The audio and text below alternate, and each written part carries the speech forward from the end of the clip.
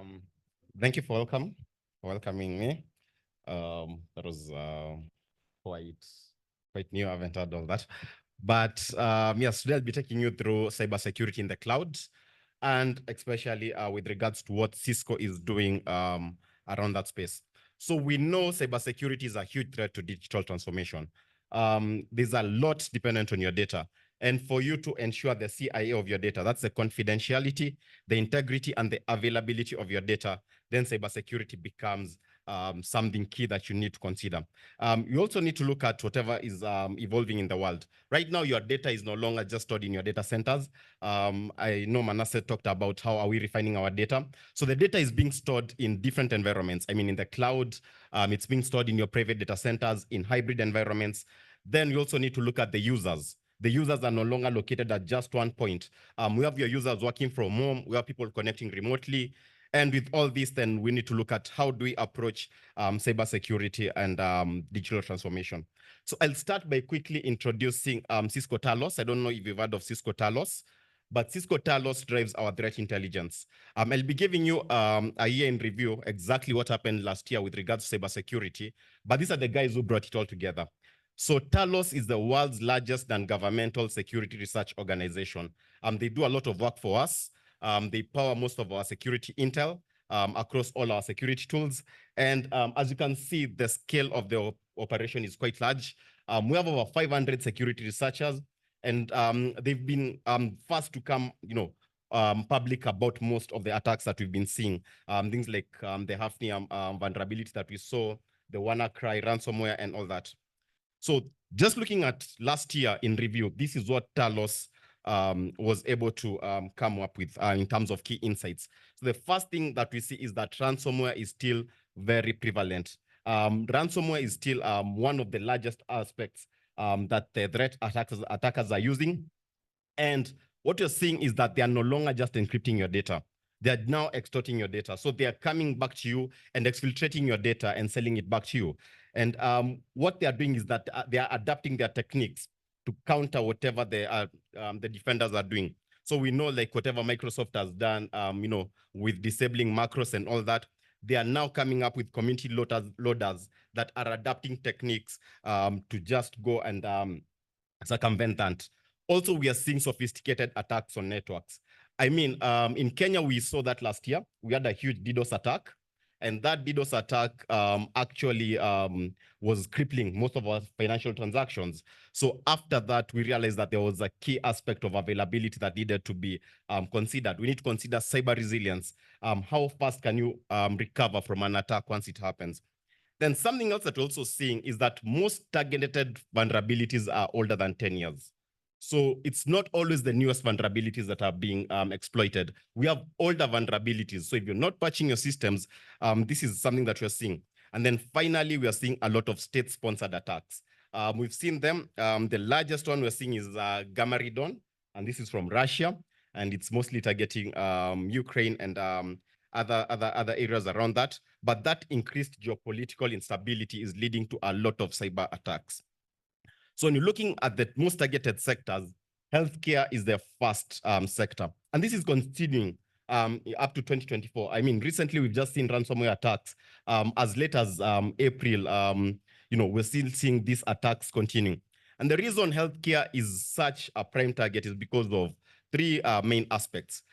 Number one, in healthcare, you cannot deal with downtimes. I mean, in healthcare, downtimes become very critical. So you need to be able to have your operations, running continuously for you to be able to cater to your patients and other users. Then secondly, most healthcare organizations don't have large security budgets. So that's also taken into account.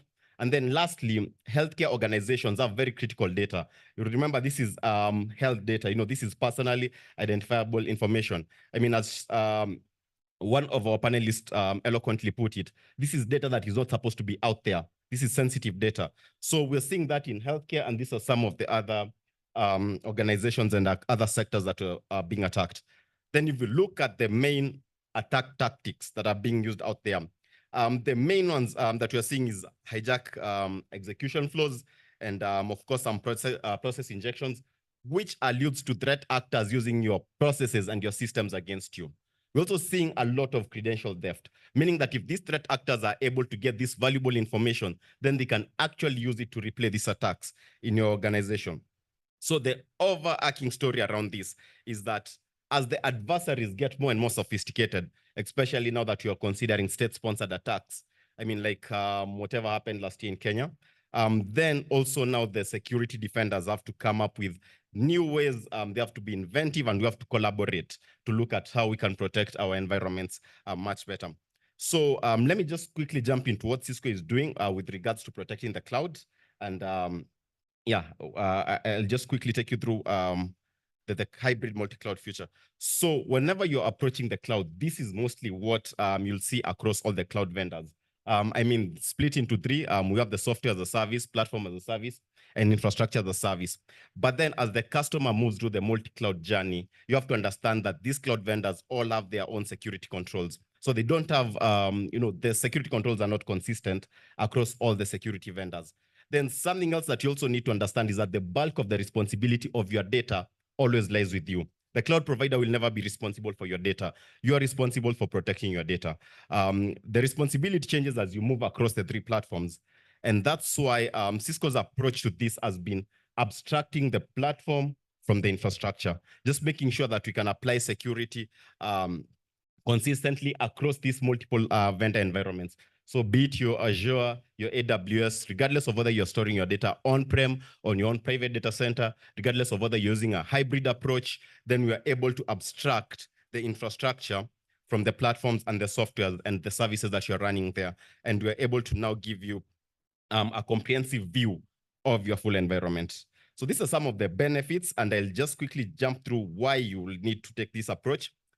Number one is, how do your users access their data? Remember, one of the key things we said about cybersecurity is availability.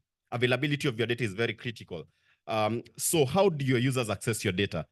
Whenever you're going to drink water from a tap, you don't think about whether that water is being delivered by a copper pipe.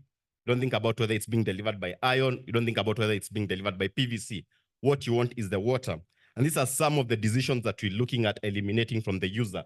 The user should not have to consider, maybe I'm going through VPN for my traditional applications. I'm using zero trust network access.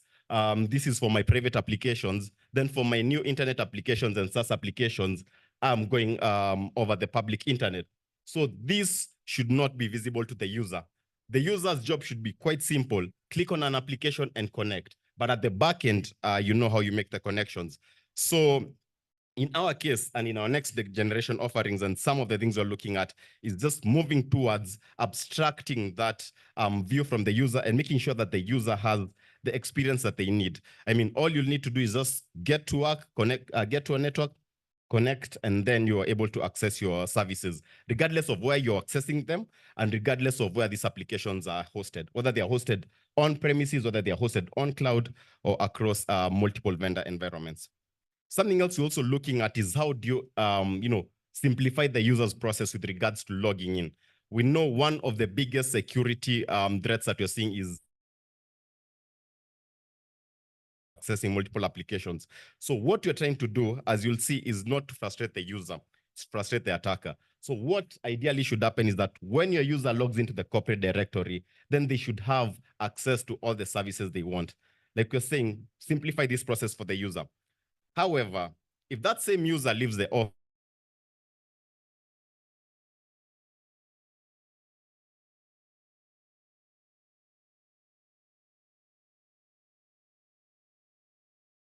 focus is just on securing the user and giving the user the best experience. But also giving the user the best experience also applies to IT. So how does your IT team simplify their policy management? So in most cases, what you're seeing is that we have multiple platforms. I mean, for most customers, whenever you have a new security attack vector, you end up getting a new tool. So in some cases, you'll have multiple tools, but these tools don't talk to each other. So then how can we deliver this in an integrated way that is easy for the IT teams to manage? So in a world without us, then IT would have to think about, how do we have on-premises policies separate from remote access policies, separate from cloud access policies? But with this, we just have one integrated console, and this is ideally what we'd propose for most organizations to adopt. Have one integrated console where you can have consistent policies, are distributed across your entire environment. Then I'll also mention something about zero trust. We've all heard about zero trust. We like to say zero trust is not a destination you can get to. You cannot buy one product to give you zero trust. Zero trust is a journey that you're constantly working towards. So with regards to zero trust, how do you differentiate? We know our customers have hundreds of applications. I mean, the CS just alluded to the number of applications that are being hosted by the government and the number of applications that are available to you on eCitizen. So with regards to all these then, not all these applications are required for all users. Like we say in the office, you should work with the law of least privilege, only get access to what you need to. So this is where now Cisco comes in, and with our capabilities around application dependency mapping, we can tell you which application is required for which particular set of users. And with that, then we can now help you along that journey as you move into your least privilege zone. Then finally, we're looking at how do you protect your information in your data center. As Manasseh said, you're hosting this data, you're processing it in your data centers. Then how do you, segment all that traffic and make sure that whatever is not supposed to be, accessed from externally, or whatever communication is not supposed to happen between applications doesn't happen. And this is practically what you're doing. We're offering you two capabilities. You have the capability to do macro segmentation. This is not for your IP level networking, for your VLANs, but you can also do your micro segmentation. So your micro segmentation prevents lateral movement. And this is just alluding to what you're saying about zero trust. You want to make sure that the attacker is not able to move from one platform to another, as we've seen happening a lot with advanced persistent threats. And finally, something I also want to mention is that modern applications are not monolithic. The old concepts that we used to use to secure applications cannot apply in the cloud environment. What I'm alluding to is used to use IP addresses to segment your network. That is no longer available in the cloud network, because the cloud, we're not looking at services. So then how do you translate the old policies you have into new policies that are available in the cloud? And this is where we also come in and we provide you with a translation layer, moving away from the old environment. So you're speaking in IP addresses and speaking in services. So what I'd like to end up with saying is security needs to be built in from the start. Whenever you're building your applications, number one is you should make sure that you embed security policies into your application. That has to come from the inception. It cannot be an afterthought, because the cost of implementing it and the effort is going to be much greater. Secondly, you need to make sure that you stop threats from spreading across applications and make sure that they don't spread across your environment. Then finally, make sure that you have business risk observability. Look at the largest vulnerabilities with regards to your organization. Look at the ones that would have the biggest impact if they were exploited. And then with that, then you're able to prioritize where your focus should be. So I'd like to stop there. And I'd like to thank you all for coming. Thanks.